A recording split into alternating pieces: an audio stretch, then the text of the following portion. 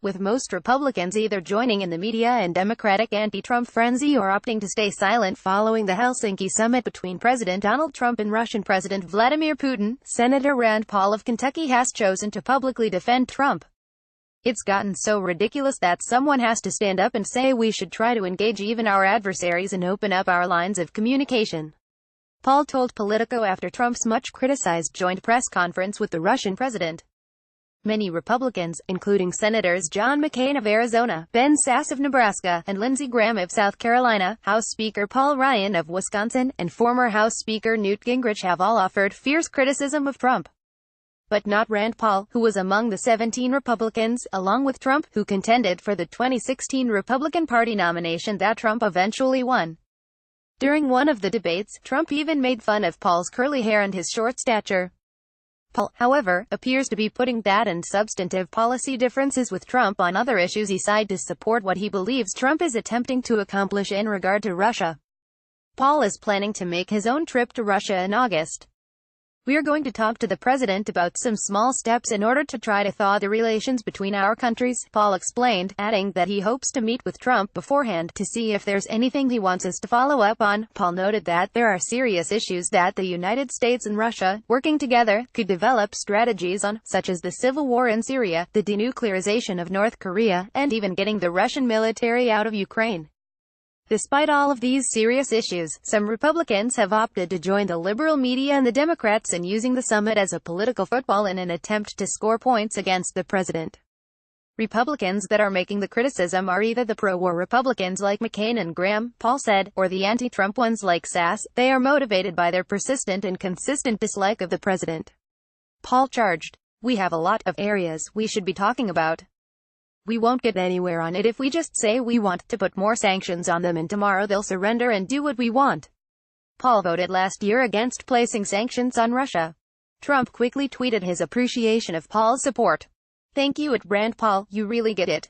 By that, Trump apparently meant that Senator Paul understands that some things are more important than refusing to seek better relations with Russia.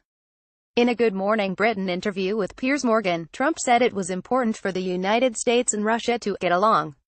At the press conference, for which Trump has been roundly criticized, he said, "We made the first steps towards a brighter future, grounded on cooperation and peace. Refusing to engage will not accomplish anything." Trump explained why he is wanting to better relations with Putin, despite being at odds on some issues. "The disagreements between our two countries are well known and President Putin and I discussed them at length today.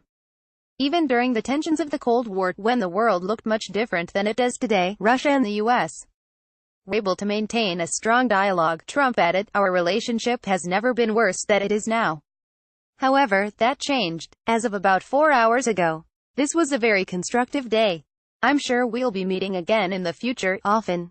Putin agreed, "The Cold War has ended a long time ago. The situation in the world has drastically changed.